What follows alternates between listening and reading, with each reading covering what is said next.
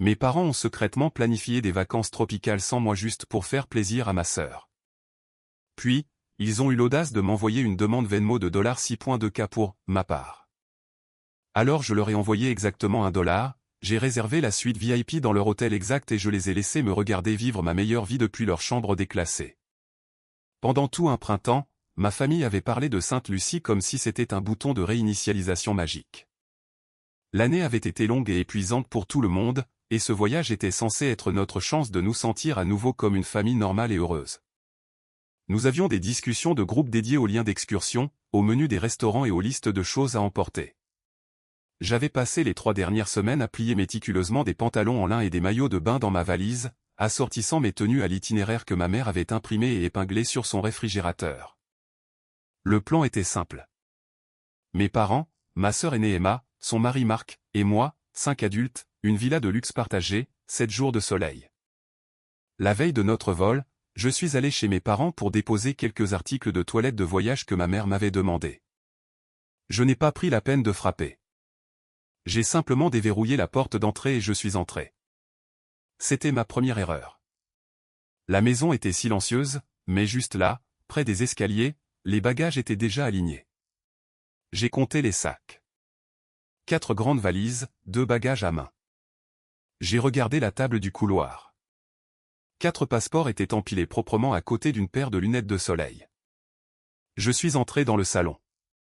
Emma était affalée sur le canapé, riant de quelque chose sur son téléphone, complètement imperturbable. De la cuisine, ma mère a poussé un lourd soupir épuisé dès qu'elle m'a vu. Derrière elle, mon père se tenait devant la cuisinière, le dos tourné vers moi, remuant agressivement une casserole de sauce pour pâtes qui n'avait absolument pas besoin d'être remuée. « Où sont les autres bagages ?» ai-je demandé, ma voix baissant un peu. Ma mère s'est essuyé les mains sur un torchon et n'a pas voulu croiser mon regard. « Chloé, ma chérie, tu n'étais pas sur la liste finale des invités. Nous avons pensé que tu te débrouillerais bien toute seule. » L'air dans la pièce est soudainement devenu très rare. Emma n'a même pas levé les yeux de son téléphone. Son rire a simplement continué, une bande sonore douce et moqueuse pour mon humiliation. « De quoi parlez-vous » ai-je demandé, ma voix tremblant malgré tous mes efforts pour la garder stable. Ma mère a de nouveau soupiré. Selon son accablé qu'elle faisait toujours quand j'étais difficile. Emma a eu une période très difficile au travail dernièrement et elle voulait juste que ce voyage soit pour elle et Marc. Pas de tension, pas de stress, juste la paix. Apparemment, je comptais comme de la tension et du stress. Elle a continué en expliquant qu'Emma et moi ne nous entendions pas parfaitement, ce qui n'était vrai que parce que j'avais récemment cessé de laisser Emma emprunter ma voiture sans demander, et que tout le monde avait convenu que cette dynamique serait tout simplement plus facile. Emma n'a jamais quitté le canapé. Marc, qui était assis dans la salle à manger depuis le début, a soudainement trouvé le grain de la table en bois absolument fascinant.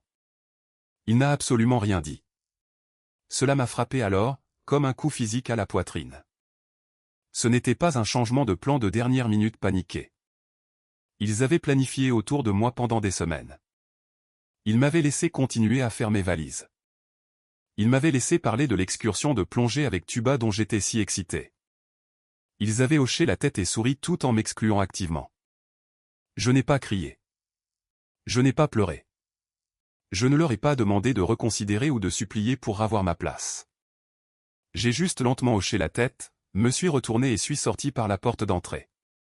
Je suis resté assise au volant de ma voiture dans leur allée pendant près de 20 minutes. Je ne ressentais pas encore de colère.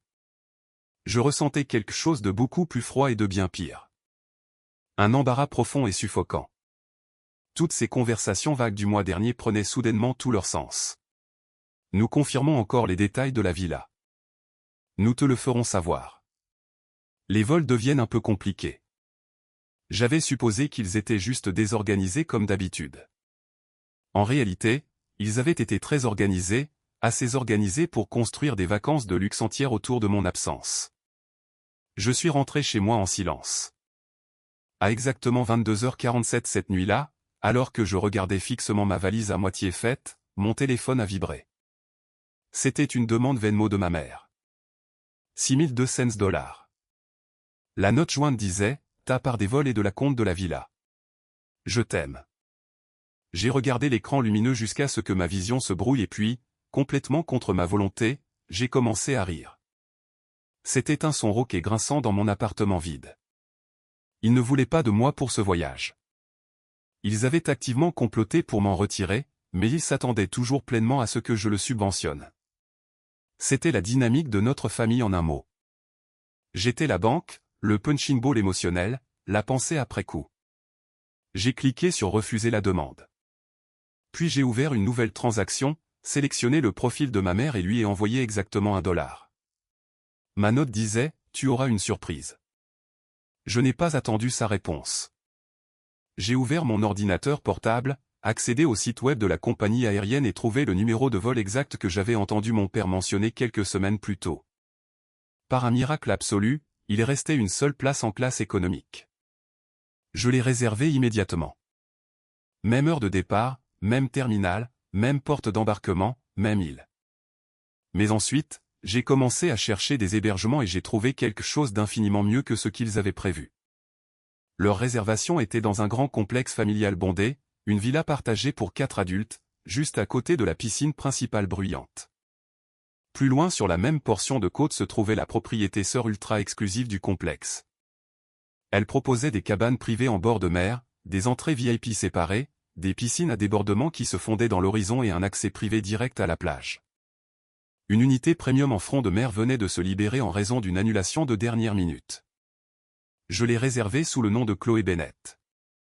Dans la case des demandes spéciales, j'ai ajouté une petite note.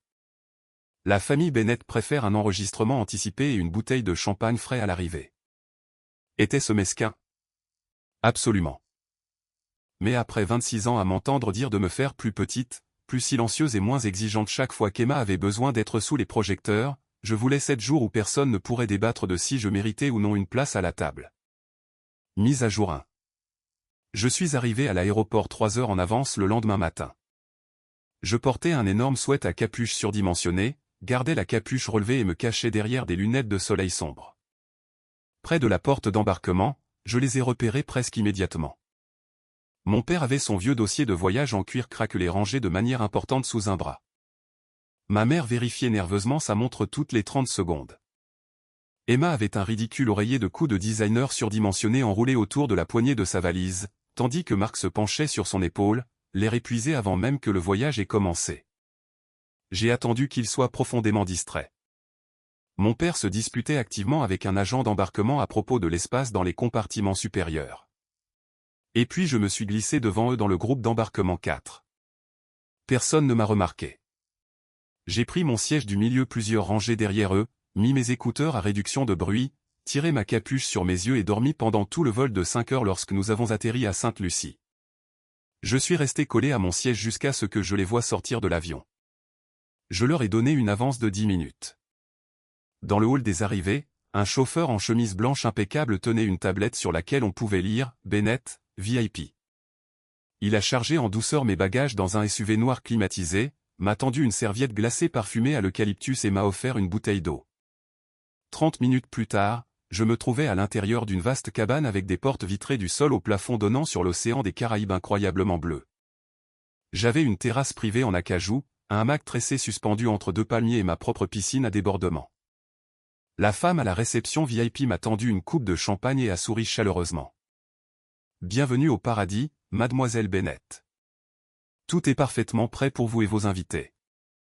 J'ai pris une gorgée de champagne et j'ai failli la corriger. Au lieu de cela, j'ai simplement souri en retour. Oh, ils nous rejoindront plus tard. Ma famille était dans le complexe principal connecté, à environ 10 minutes de marche plus loin sur la plage. Ce soir-là, alors que le soleil commençait à se coucher, j'ai décidé de me promener vers leur côté de l'immense propriété, en restant juste assez loin dans l'ombre des palmiers pour ne pas être repéré. J'ai vu les 4 regroupés près de la réception principale chaotique. Ils avaient l'air en sueur, fatigués et profondément irrités. Leurs bagages étaient empilés au hasard autour d'eux. Emma parlait fort, utilisant des gestes de la main vifs et dramatiques. Ma mère avait l'air d'être au bord des larmes, serrant son sac à main contre sa poitrine. Un membre du personnel à l'air stressé n'arrêtait pas de s'incliner et de s'excuser profusément. D'après ce que j'ai pu reconstituer plus tard grâce à un barman bavard, le système automatisé du complexe avait vu ma demande spéciale.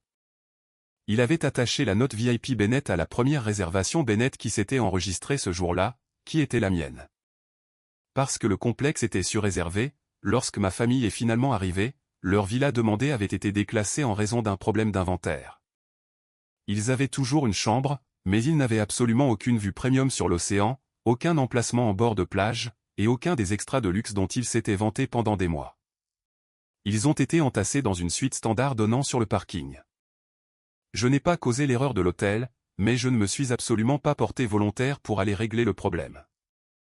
Je me suis retourné, suis revenu à ma cabane silencieuse et parfaite, et commandé une énorme assiette de fruits de mer frais au service en chambre, et ai dormi avec les portes vitrées entr'ouvertes pour pouvoir entendre les vagues se briser sur le rivage. Le premier matin semblait complètement irréel. Il n'y avait pas de bavardages familiaux. Personne ne me demandait de m'excuser auprès d'Emma pour avoir respiré trop fort. Personne ne me demandait de leur faire du café. C'était juste des mangues fraîches, du café noir, l'air chaud de l'île et le son de l'océan. Pour la première fois de toute ma vie, je ne me sentais pas comme un personnage secondaire gravitant autour du soleil du drame d'Emma. À 9h38, mon téléphone s'est allumé. Un texto de ma mère. « As-tu fait quelque chose avec notre réservation ? L'hôtel est impossible. » J'ai balayé la notification et l'ai ignorée. 10 minutes plus tard, Emma a suivi. « Nous devons parler tout de suite. Il se passe quelque chose de bizarre avec la villa, et ils ont dit que quelqu'un du nom de Bennett a déjà réclamé les avantages VIP. Que as-tu fait ? » Puis est venu un message vocal de 2 minutes de sa part que j'ai immédiatement supprimé sans l'ouvrir. À midi, mon père a appelé. J'ai laissé sonner 3 fois avant de répondre. « As-tu réservé quelque chose sous notre nom ? » A-t-il exigé, sa voix tendue de colère. « Sous mon nom » ai-je corrigé doucement, ajustant mes lunettes de soleil en regardant l'eau. « Pourquoi diable es-tu ici, Chloé » a-t-il lancé. J'ai pris une longue gorgée de mon café glacé et j'ai répété la phrase exacte de ma mère dans la cuisine. « J'ai pensé que vous vous débrouillerez bien seul. » Il est resté complètement silencieux. Je pouvais entendre le faible son de la musique du complexe en arrière-plan de son côté. Puis la ligne a été coupée.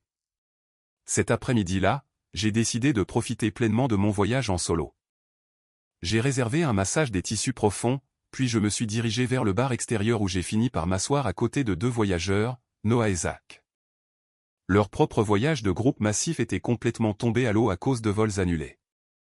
Alors, ils avaient décidé de simplement boire de la tequila et de profiter de l'île de toute façon.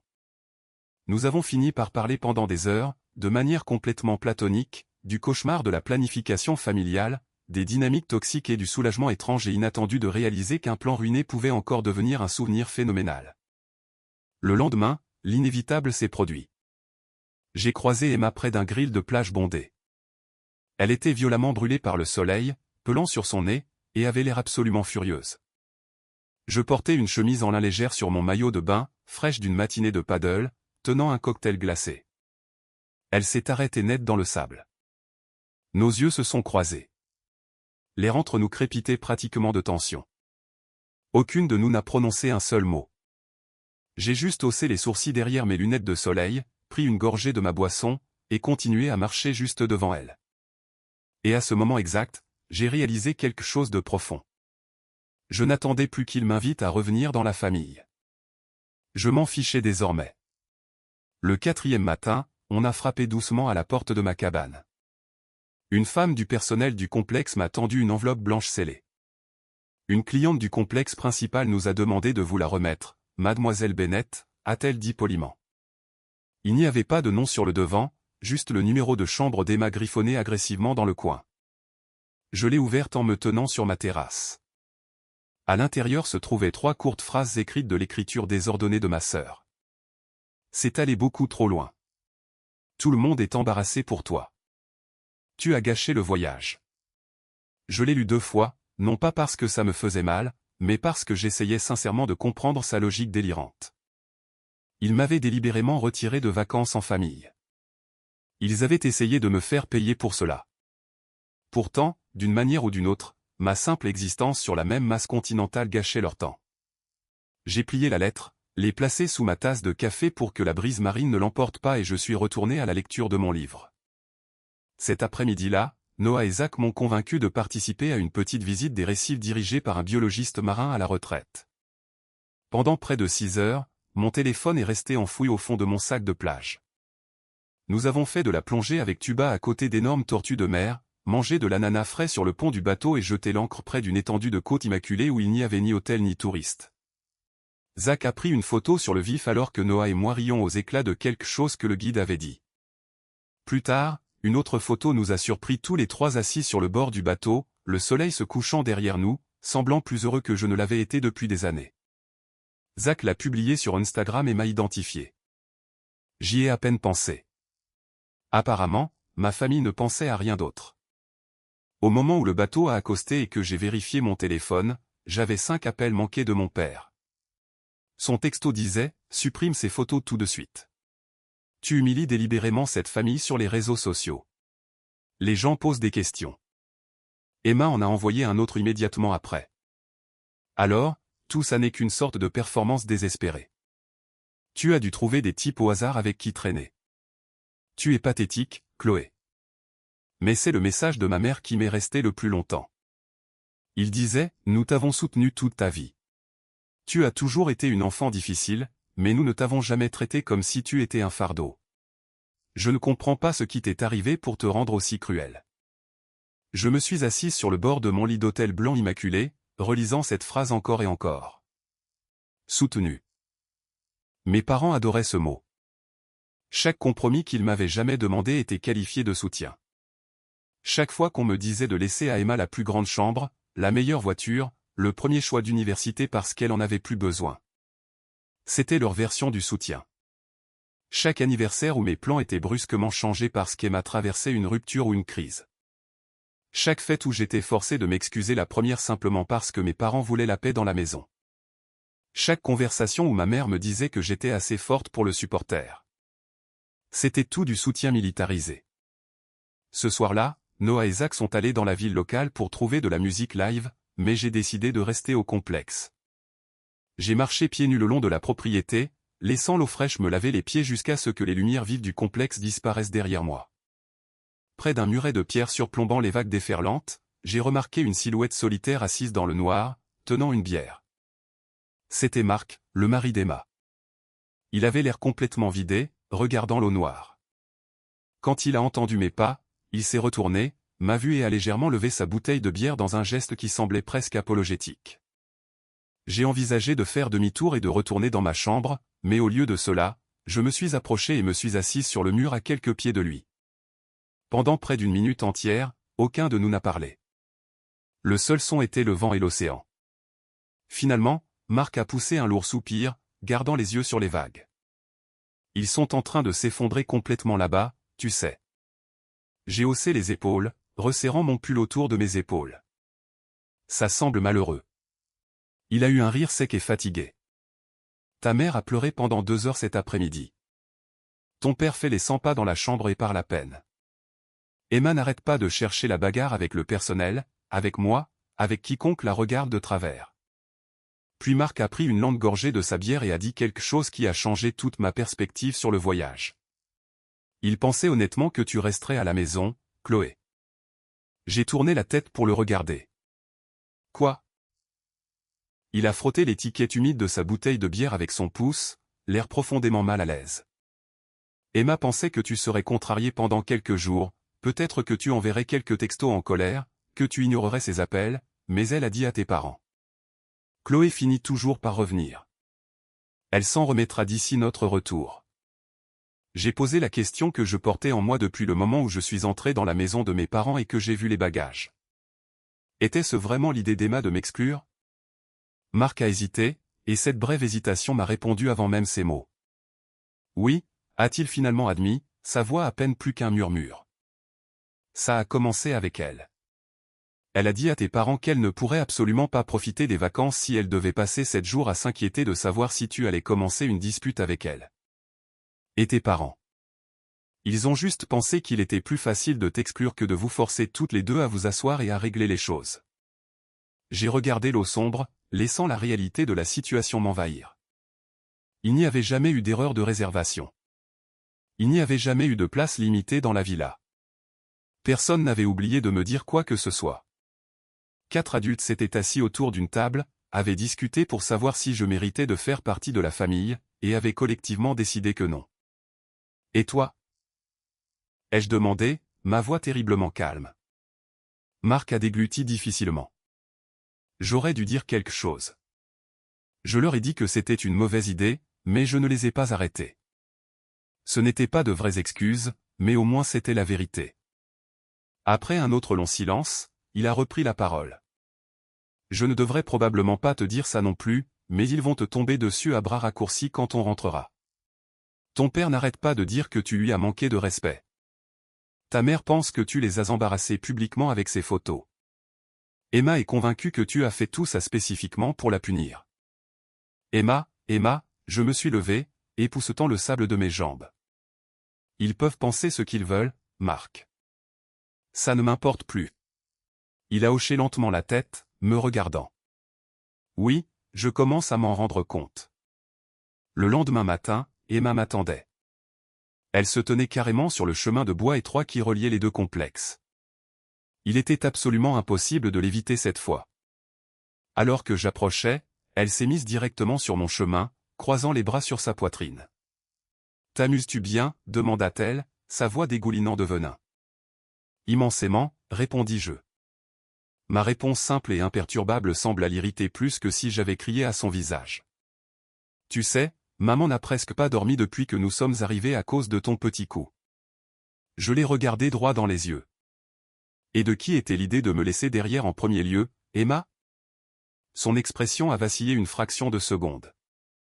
Marc m'avait prévenu sans se rendre compte qu'il m'avait donné quelque chose de bien plus précieux que des informations de l'intérieur.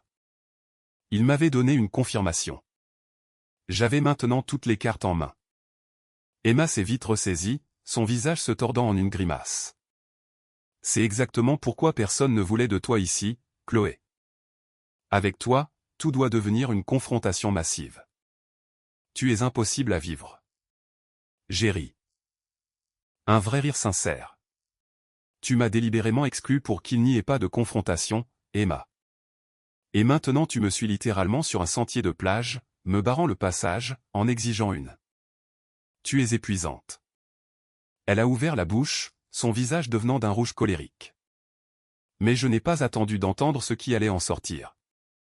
J'ai quitté le sentier, les contourné en marchant dans le sable, et j'ai continué mon chemin. Mise à jour 2. Le vol de retour était complètement différent du vol aller. Je suis monté à bord avant ma famille à nouveau et j'ai pris un siège près de la fenêtre à l'arrière de l'avion. Quand ils sont finalement entrés dans la cabine, je les ai regardés descendre l'allée. J'ai vu à quel point ils avaient l'air complètement vaincus. Les épaules de ma mère étaient affaissées et tendues. Mon père portait son dossier en cuir sans sa confiance arrogante habituelle. Emma et Marc marchaient à plusieurs pas l'un de l'autre, sans se regarder. Personne ne riait. Je m'attendais à ressentir un profond sentiment de satisfaction. J'avais gagné. Après tout, je les avais déjoués. Mais il n'y avait aucune satisfaction. Alors que je regardais Sainte-Lucie disparaître sous les nuages par ma fenêtre, je ne ressentais presque rien. Un vide creux et silencieux. Et cela m'a surprise plus que leur colère ne l'avait jamais fait. J'avais passé des années de ma vie à imaginer à quel point ce serait bon si ma famille comprenait enfin à quel point ils m'avaient blessé. Maintenant, assise dans cet avion, je réalisais que je n'avais plus besoin qu'ils comprennent. J'avais juste besoin d'être loin d'eux.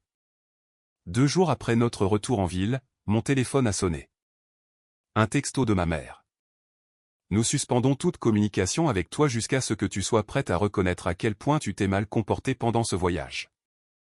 Mon père a suivi 1 heure plus tard. Nous espérons que tu utiliseras ce temps de silence pour réfléchir aux graves dommages que tu as causés à cette famille. Puis une autre demande Venmo est apparue sur mon écran. Cette fois, c'était pour $18,500.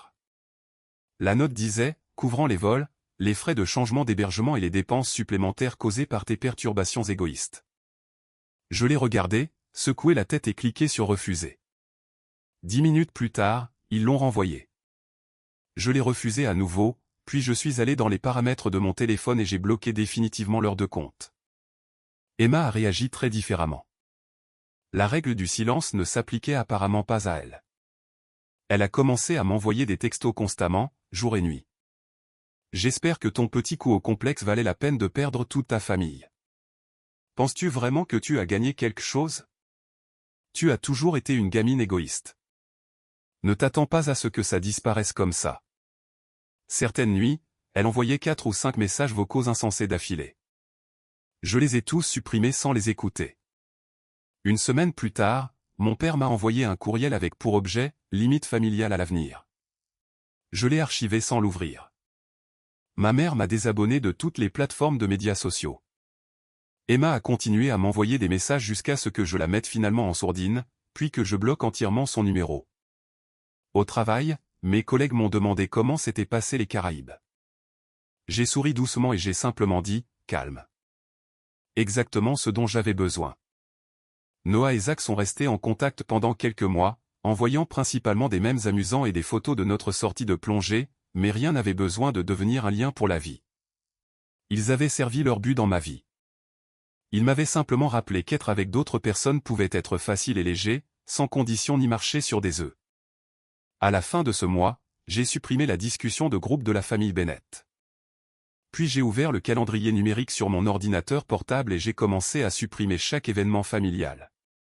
L'anniversaire de maman, l'anniversaire de papa, l'anniversaire d'Emma et Marc, le dîner de Thanksgiving, le réveillon de Noël, le brunch d'été annuel de mes parents. Un par un, j'ai cliqué sur supprimer, les regardant disparaître de l'écran. Pendant des années, ces dates avaient semblé être de lourdes obligations gravées dans la pierre. Des chaînes me liant à une dynamique qui me noyait. Les voir disparaître semblait presque cérémoniel, une purification. En octobre, près de 3 mois s'étaient écoulés sans une seule conversation réelle avec qui que ce soit de ma famille. En novembre, j'ai reçu une lettre manuscrite de ma mère par la poste. Elle écrivait qu'elle espérait que j'étais en sécurité. Elle écrivait qu'elle ne comprenait pas comment de simples vacances avaient pu créer une division aussi laide et inutile. Elle terminait en disant que le pardon était toujours possible si j'étais prête à m'asseoir et à admettre ma part dans la destruction de la famille. J'ai plié la lettre soigneusement, l'ai placée dans le tiroir du bas de ma table de chevet et l'ai fermée. Je n'ai pas répondu. Thanksgiving est passé. Noël est venu, puis mon anniversaire. Je les ai tous passés avec un groupe d'amis proches. Il n'y a pas eu de dispute. Il n'y a pas eu de traitement silencieux. Il n'y a pas eu de plan de table stressant. Et personne ne m'a prise à part pour me demander de rendre Emma heureuse. C'était juste de la nourriture, des rires et de la paix. Et parfois, généralement tard dans la nuit, quand l'appartement était complètement silencieux, je pensais à ce premier matin à Sainte-Lucie, la plage vierge et vide, l'océan calme, et la réalisation étrange et belle que personne ne m'avait donné la paix. J'avais simplement cessé de leur demander la permission de la voir. Près d'1 an s'est écoulé avant que je ne réalise que des semaines entières passaient sans que je pense à ma famille. Au début, le silence avait semblé être un mur de verre fragile que je devais activement protéger. Je voyais un numéro de téléphone inconnu sonner sur mon écran et mon cœur battait la chamade, me demandant si ma mère appelait depuis le téléphone d'un étranger. Une notification de courriel me serrait l'estomac car je m'attendais pleinement à une autre conférence de plusieurs paragraphes de mon père. Mais finalement, la réaction physique s'est arrêtée. La vie a simplement continué, que mes parents m'approuvent ou non. J'ai quitté mon ancien logement, trouvé un appartement plus petit et ensoleillé plus près de la côte avec d'immenses fenêtres, et j'ai pris plus de travail de conception en freelance en plus de mon emploi régulier. J'ai mis assez de distance physique entre moi et le quartier de mes parents pour ne plus avoir de crise de panique à l'idée de les croiser à l'épicerie. Plus important encore, j'ai recommencé à dormir normalement. Il n'y a pas eu de grand moment cinématographique où tout s'est magiquement amélioré. Je me suis simplement réveillé un matin, j'ai regardé l'horloge et j'ai réalisé que j'avais dormi 8 heures d'affilée sans me réveiller en grinçant des dents de colère. Je voyais aussi quelqu'un. Il s'appelait Ethan. Nous nous sommes rencontrés lors du vernissage d'une petite galerie d'art prétentieuse du centre-ville après qu'un de mes collègues m'y ait pratiquement traîné pour le vin gratuit. Ethan se tenait à côté d'une immense peinture chaotique de ce qui ressemblait à des carrés rouges s'éclaboussant dans un vide noir. Aucun de nous ne comprenait. Quand je me suis approché de lui et que j'ai demandé en plaisantant s'il savait ce que c'était censé signifier, il n'a pas hésité une seconde. Absolument, a-t-il dit avec un visage parfaitement impassible, mais je facture 25 $ pour l'explication. C'est un savoir de première qualité. C'est comme ça que ça a commencé. Le café s'est transformé en long dîner. Les dîners se sont transformés en week-end passés à explorer la ville ensemble. Ethan a su très tôt que j'étais complètement séparé de ma famille, mais il n'a jamais traité cela comme un mystère tragique qu'il était en droit de résoudre.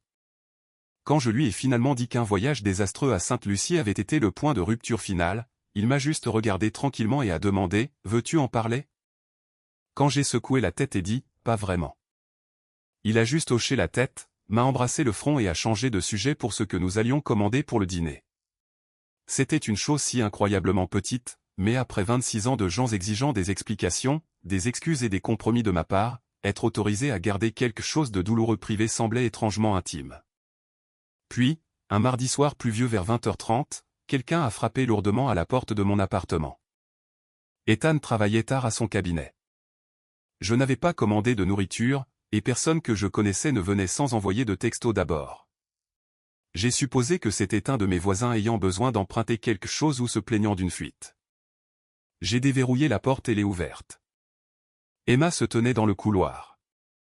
Pendant plusieurs longues secondes, mon cerveau n'a sincèrement pas enregistré qui elle était. Ses cheveux étaient attachés en une queue de cheval désordonnée et inégale, teint d'un brun beaucoup plus foncé que dans mon souvenir. Elle portait un coupe-vent délavé surdimensionné que j'avais vu pendre dans le placard de nos parents des centaines de fois quand nous étions adolescentes. Il n'y avait pas de maquillage parfait, pas d'expression polie et arrogante, pas d'irritation immédiate attendant derrière ses yeux. Elle avait juste l'air incroyablement fatiguée, pas dramatiquement détruite, pas en pleurs, juste comme si la gravité de la vie avait été beaucoup plus lourde qu'elle ne l'avait jamais prévu.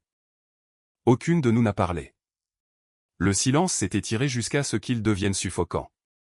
Finalement, Emma a dégluti difficilement et a regardé mes chaussures.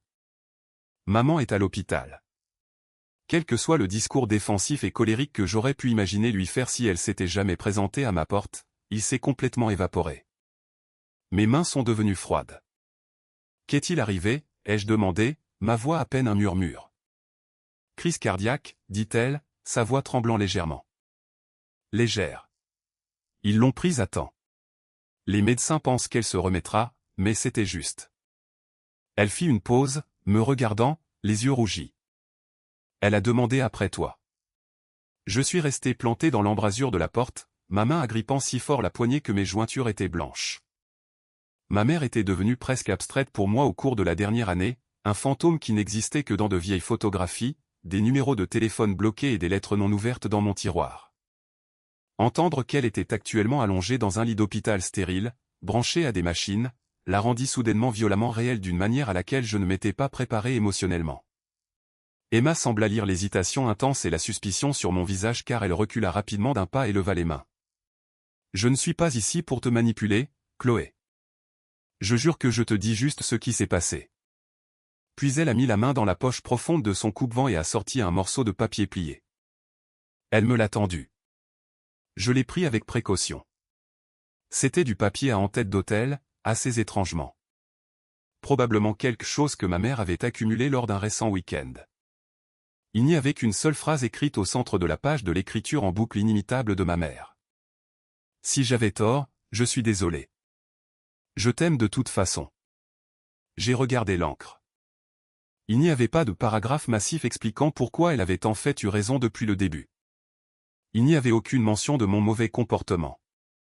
Il n'y avait aucune demande pour que je m'excuse d'abord. J'ai retourné le papier, m'attendant presque à une liste cachée de conditions au dos. Il était vierge. C'est elle qui a écrit ça? Ai-je demandé, ma voix se brisant légèrement. Emma a hoché la tête, croisant les bras sur sa poitrine. Cet après-midi, elle ne pouvait pas vraiment beaucoup parler après qu'il l'ait déplacée de l'unité de soins intensifs, alors elle a demandé un stylo à une infirmière. J'ai regardé ma sœur, encore profondément méfiante de toute la situation. Pourquoi papa n'est-il pas venu me le dire? Emma a laissé échapper un long souffle tremblant. Parce que papa pense toujours que tout ça peut être réglé en s'asseyant tous autour d'une grande table et en convenant formellement que des erreurs ont été commises des deux côtés. Il voulait rédiger un courriel qui lui ressemblait exactement. Et toi, ai-je demandé, plissant les yeux. Pourquoi es-tu ici? Elle a regardé le sol du couloir, ses épaules s'affaissant. Je ne sais plus. Cette réponse m'a complètement prise au dépourvu. Emma avait toujours su. Elle savait quand j'étais difficile. Elle savait quand maman me protégeait trop. Elle savait quand papa avait besoin de respect. Elle savait exactement pourquoi m'exclure de Sainte-Lucie avait été une idée nécessaire et brillante. La certitude absolue avait toujours été l'une de ses armes préférées, les plus mortelles. Maintenant, elle me regardait, dépouillée de toute son armure, et dit doucement, « Elle a peur que tu ne viennes pas, Chloé. » J'ai failli répondre que peut-être maman devrait avoir peur, mais Emma a continué avant que je puisse former les mots. Pas parce qu'elle pense que tu lui en veux toujours. Emma a clarifié doucement. Elle pense que peut-être tu as simplement tourné la page, que tu n'as plus du tout besoin de nous. Le couloir est devenu complètement, incroyablement silencieux. Pour la première fois de notre vie, ma sœur ne m'accusait pas d'abandonner la famille par dépit. Elle reconnaissait à voix haute que j'aurais pu réussir à construire une vie qui n'avait tout simplement plus de place vide attendant qu'il la comble. Je me suis raclé la gorge.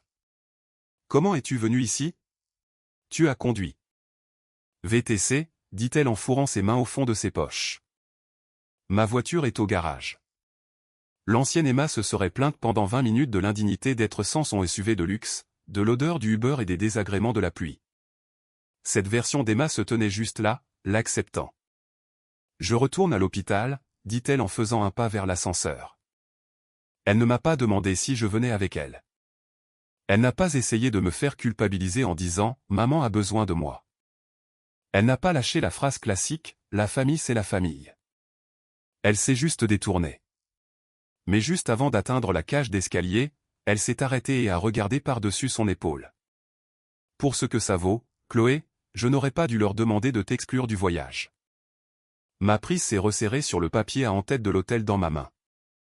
Emma ne s'est pas complètement retournée pour me faire face.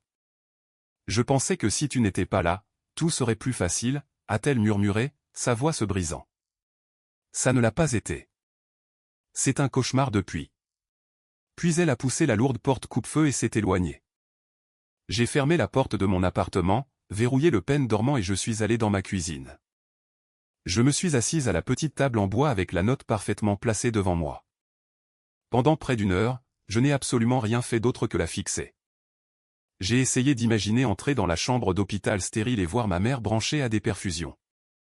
Retirerait-elle immédiatement ses excuses? Mon père commencerait-il instantanément à parler de délai de réconciliation? L'honnêteté soudaine et choquante d'Emma survivrait-elle une fois que tout le monde serait de retour dans la même pièce?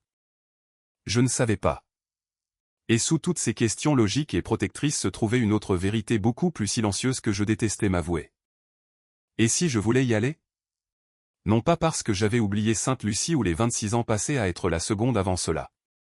Non pas parce qu'une urgence médicale effaçait magiquement le fait qu'il m'avait traité comme une ordure. Mais parce que quelque part sous toute la colère, la distance et les limites, elle était toujours ma mère. Mon téléphone a vibré sur la table. C'était un texto d'Ethan. Je viens de quitter le bureau. Tu veux que je passe et que j'apporte de la nourriture taillie? J'ai regardé le message lumineux pendant un long moment avant que mes doigts ne commencent à taper. Pas ce soir. Un truc de famille est arrivé. Journée bizarre. Sa réponse est arrivée 30 secondes plus tard. D'accord, je suis là si tu as besoin de moi. Prends ton temps. Rien d'autre. Pas d'interrogatoire sur mon soudain changement d'avis. Pas d'exigence que je fasse le bon choix concernant ma famille toxique. Juste de l'espace. J'ai posé mon téléphone à côté de la note et je suis resté assise à écouter la pluie frapper la vitre de la fenêtre. 1 an plus tôt, ma famille avait décidé de ce dont j'avais besoin sans jamais me le demander. Ils avaient décidé que je pouvais supporter d'être laissé seul.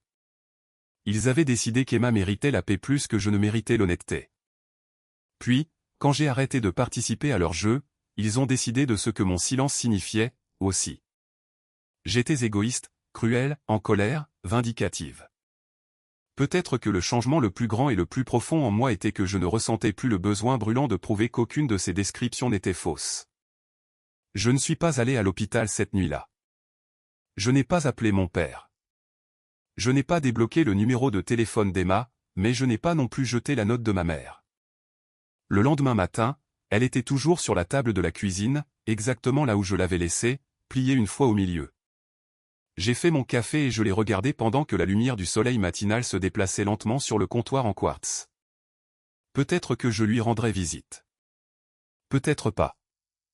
Peut-être que le pardon signifierait éventuellement de les laisser revenir dans ma vie à petite dose. Ou peut-être que le pardon signifierait seulement de se souvenir d'eux sans sentir ma poitrine se serrer de panique.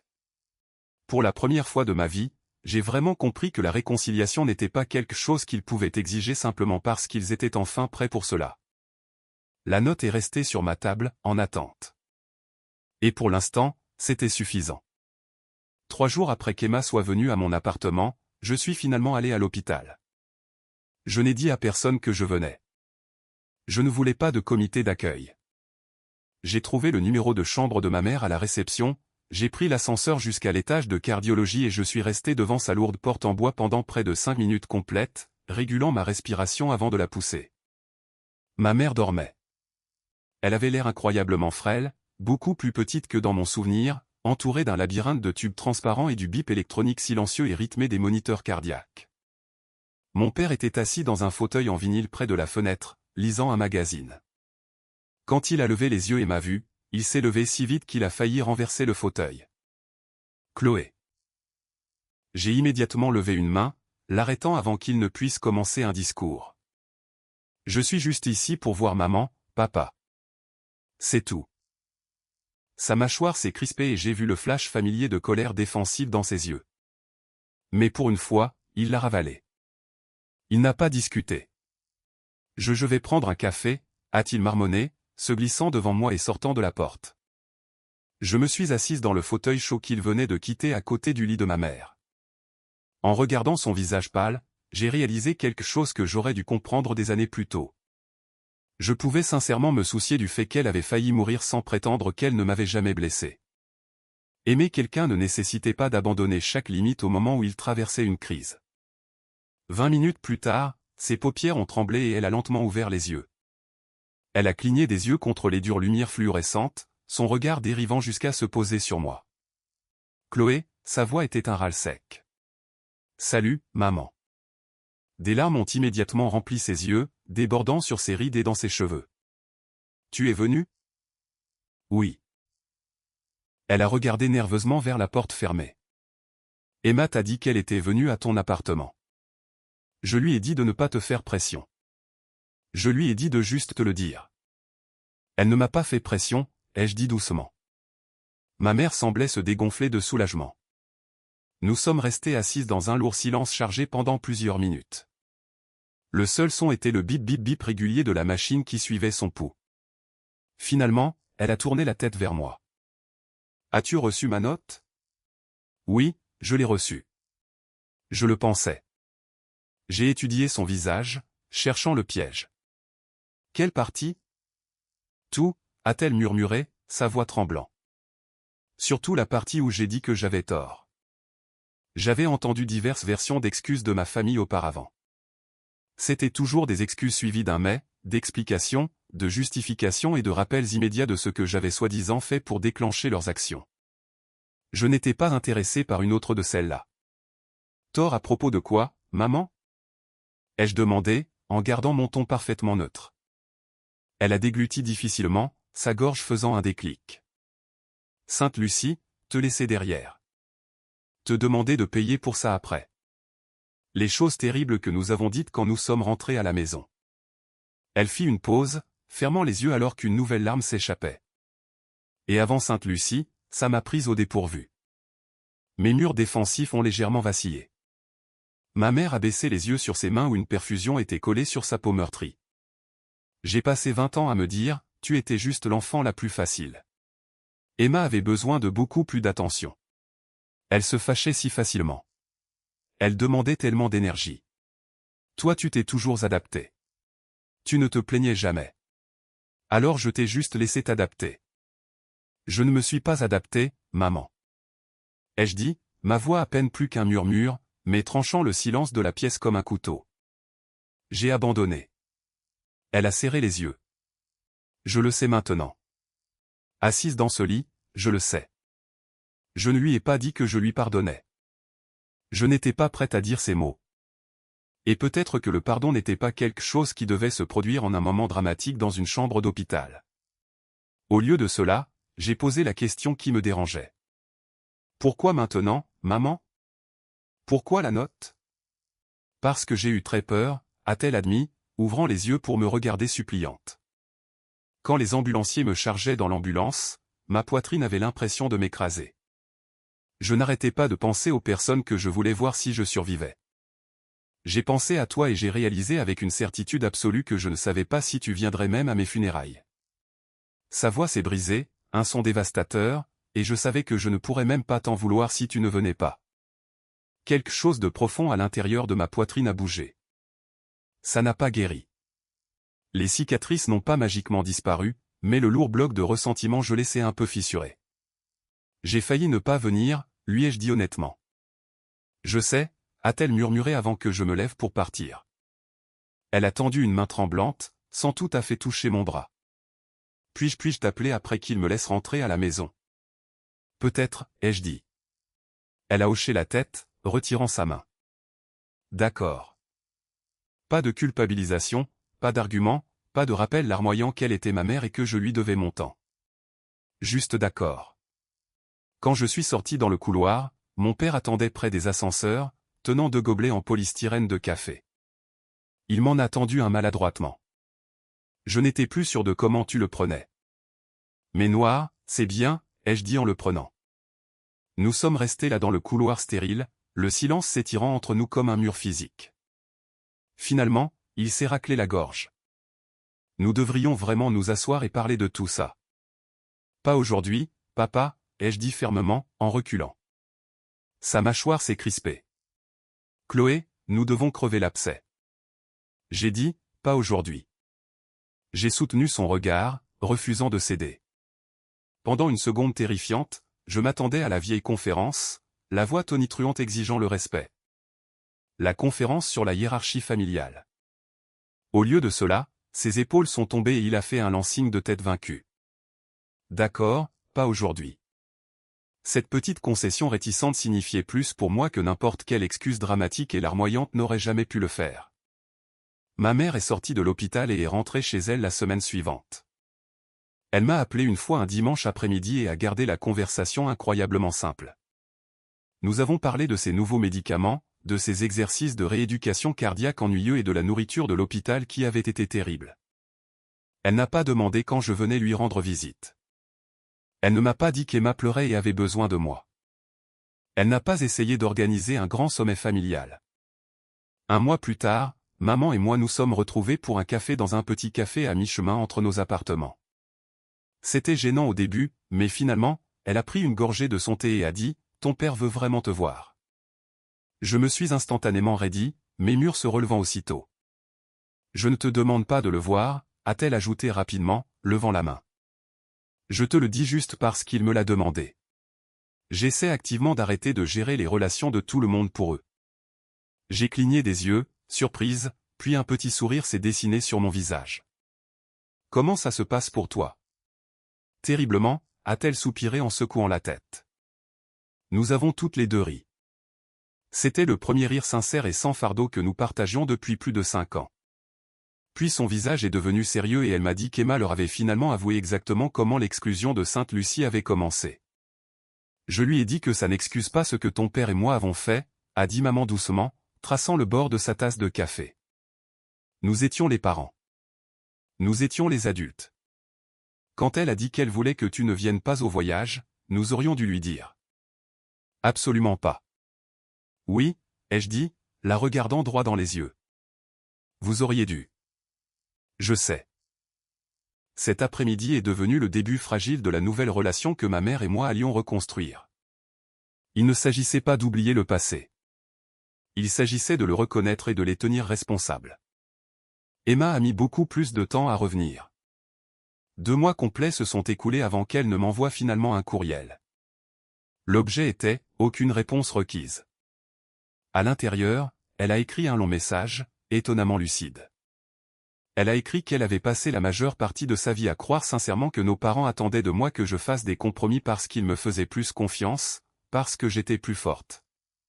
Elle ne s'était jamais arrêtée pour considérer qu'être l'enfant facile signifiait simplement que mes besoins étaient infiniment plus faciles à ignorer.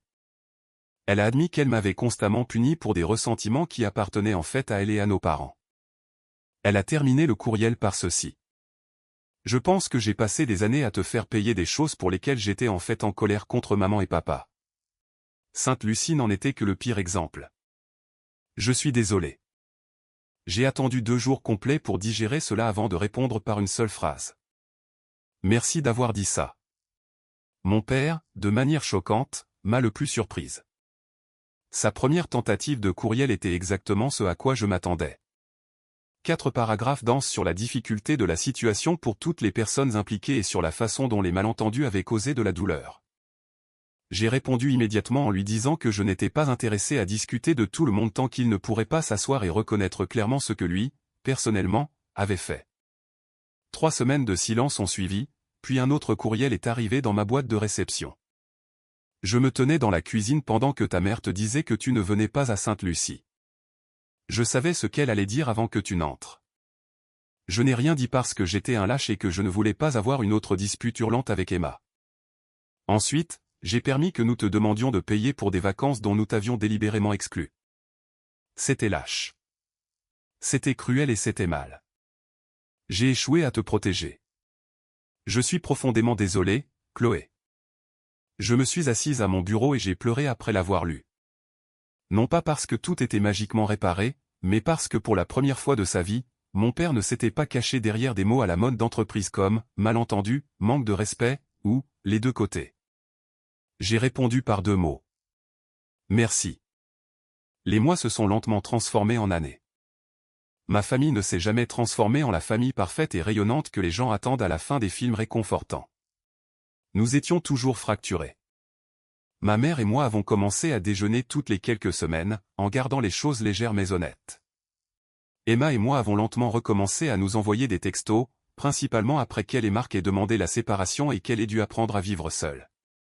Mon père et moi sommes restés beaucoup plus distants, parlant principalement pendant les vacances, bien que même lui ait progressivement appris qu'entendre un nom de ma part ne signifiait pas qu'il était personnellement attaqué. Un après-midi pluvieux, Emma et moi nous sommes retrouvés seuls dans la cuisine de notre mère à couper des légumes pour un dîner de fête. Sortie de nulle part, elle a arrêté de couper un citron et m'a regardé. « Penses-tu parfois à Sainte-Lucie » a-t-elle demandé. « Parfois » ai-je admis, en continuant à couper. « Et toi » ? Moi aussi. Elle a regardé la planche à découper, un sourire plein de regret sur son visage. « Je t'ai tellement détesté pendant ce voyage, Chloé. » J'ai haussé un sourcil, souriant narquoisement. « Oui, j'avais un peu remarqué. » Elle a ri, un son sec et autodérisoire. « Chaque fois que je te voyais marcher sur la plage en t'amusant, je devenais plus en colère. Je me suis convaincu que tu le faisais contre moi, comme si tu te détendais agressivement juste pour me contrarier. Eh bien, pour être juste, une partie était absolument contre toi. J'ai admis que réserver la suite VIP et voler tes avantages n'était pas exactement un accident innocent. » Emma a souri en secouant la tête. Honnêtement, c'était assez impressionnant. Diabolique, mais impressionnant. Puis, son expression s'est adoucie et est devenue sérieuse. Mais finalement, après notre retour à la maison, j'ai réalisé que tu ne gâchais pas nos vacances. Nous les gâchions nous-mêmes. Aucun de nous ne pouvait supporter le fait que tu n'étais pas malheureux sans nous. Cette phrase m'est restée longtemps en tête parce qu'elle avait absolument raison. Il s'attendait à ce que je reste à la maison, en colère, blessé et pathétique, attendant au téléphone qu'il revienne pour que nous puissions éventuellement reprendre nos rôles toxiques. Mon bonheur, mon indépendance menaçait l'histoire de base qu'il se racontait, que j'avais besoin de bien plus qu'il n'avait besoin de moi. Je n'essayais pas de prouver que je n'avais pas besoin de vous, les gars. Je lui ai dit doucement. J'essayais juste de me le prouver à moi-même. Emma a hoché lentement la tête. Je sais. 3 ans après ce voyage désastreux original, Ethan et moi étions assis sur notre canapé à planifier des vacances. Il s'est tourné vers moi et m'a demandé où je voulais aller pour mon anniversaire. Sans même réfléchir, j'ai lâché « n'importe où sauf Sainte-Lucie ». Mais ensuite je me suis arrêté. Je l'ai regardé. Pourquoi pas Sainte-Lucie ? Ma famille ne possédait pas ces plages simplement parce qu'elles avaient été le théâtre de notre pire dispute. Ils ne possédaient pas l'océan. Alors Ethan et moi avons réservé les billets. Nous y sommes retournés. Côté différent de l'île, complexe différent, pas de réservation secrète, pas de drame familial, pas besoin de vengeance mesquine, juste nous. Le deuxième matin, nous avons loué une Jeep et avons longé la côte sinueuse jusqu'à ce que nous trouvions une étendue de plage presque vide et magnifique. Debout là, sentant le sable chaud entre mes orteils, je me suis souvenu de mon premier matin à Sainte-Lucie des années plus tôt. Je me souviens avoir bu du café seul sur cette terrasse pendant que des messages toxiques et colériques s'accumulaient sur mon téléphone, menaçant de me détruire. À l'époque, je pensais que la liberté signifiait que personne ne pourrait jamais m'atteindre. Je pensais que cela signifiait construire des murs si hauts que j'étais complètement isolé. Maintenant, debout à côté d'Ethan, je comprenais différemment. La vraie liberté signifiait que les gens pouvaient m'atteindre, mais qu'ils ne pouvaient plus me contrôler. Cela signifiait que je pouvais dire oui parce que je le voulais sincèrement, pas parce que quelqu'un m'avait manipulé pour me faire croire que dire non était un acte cruel. Mon téléphone a vibré dans mon sac de plage. Je l'ai sorti. Emma m'avait envoyé un texto. Maman dit que toi et Ethan êtes à Sainte-Lucie pour ton anniversaire. Prends un verre pour moi. Et ne t'inquiète pas, personne ne t'envoie de demande Venmo cette fois-ci. J'ai ri si fort qu'une mouette a été surprise et s'est envolée. Ethan a regardé, se protégeant les yeux du soleil. Qu'est-ce qui est si drôle? Devrions-nous lui envoyer $1? A-t-il demandé avec un sourire. Ne me tente pas, ai-je souri. J'ai pris une photo rapide de l'océan cristallin et l'ai envoyée à Emma. Un instant plus tard, 3 points de frappe sont apparus, suivis de sa réponse. Ça a l'air incroyablement paisible. J'ai regardé la vaste étendue d'eau bleue avant de répondre. Ça l'est. Ce soir-là, Ethan et moi avons marché le long du rivage alors que le soleil disparaissait derrière l'horizon, peignant le ciel de nuances brillantes d'orange et de violet. Ma famille n'était toujours pas parfaite. Il ne le serait probablement jamais. Ma mère retombait encore occasionnellement dans ses vieilles habitudes d'essayer de gérer mon emploi du temps. Mon père confondait encore occasionnellement le respect avec l'obéissance aveugle. Emma et moi savions toujours exactement quels mots pouvaient nous blesser le plus profondément si nous voulions les utiliser. Et je m'attendais toujours, dans mes pires jours, à ce que chaque désaccord mineur explose en une autre Sainte-Lucie. La guérison ne nous avait pas magiquement transformés en personnes entièrement différentes et sans défaut. Elle avait simplement rendu beaucoup plus difficile pour nous de mentir sur qui nous étions vraiment. Des années plus tôt, j'avais fermement cru que la paix ne viendrait que lorsque ma famille comprendrait enfin la profondeur de ce qu'ils m'avaient fait. Au lieu de cela, j'ai réalisé que la paix avait en fait commencé bien plus tôt que ça. Elle a commencé dans l'allée de mes parents quand ma mère m'a dit que je n'étais pas invité et que je suis remonté dans ma voiture au lieu de supplier à genoux pour une place dans leur vie. Elle a continué quand j'ai réservé mon propre siège, trouvé ma propre chambre de luxe et découvert à la dure qu'être exclu de leur plan ne signifiait pas être exclu de la vie. Finalement, certains d'entre eux ont retrouvé leur chemin vers moi. Mais cette fois, ils sont passés par une porte que je contrôlais. Certains jours, cette porte était ouverte, d'autres jours, elle était fermée à clé. Mais la beauté de la chose, c'est que personne d'autre ne décidait plus des règles. Ethan a tendu la main et a doucement pris la mienne alors que la marée montait, effaçant nos empreintes dans le sable derrière nous. Il fut un temps où j'aurais pu trouver triste de voir ces empreintes disparaître. Maintenant, je comprenais que certaines choses étaient censées s'estomper. De vieilles obligations, de lourds ressentiments anciens, d'anciennes versions de nous-mêmes construites entièrement autour du confort des autres. Quelque part dans mon sac, de retour à la chambre d'hôtel, il y avait des textos en attente de ma mère, mon père et Emma me souhaitant un joyeux anniversaire. Je pourrais leur répondre plus tard, ou demain, ou pas du tout. Personne ne tenait plus les comptes. Personne n'attendait que je prouve que j'appartenais à leur monde. J'ai regardé l'océan, pris une profonde inspiration d'air salin et j'ai réalisé que Sainte-Lucie n'était plus l'endroit où ma famille m'avait abandonné. C'était l'endroit où, des années auparavant, j'avais finalement cessé de m'abandonner moi-même.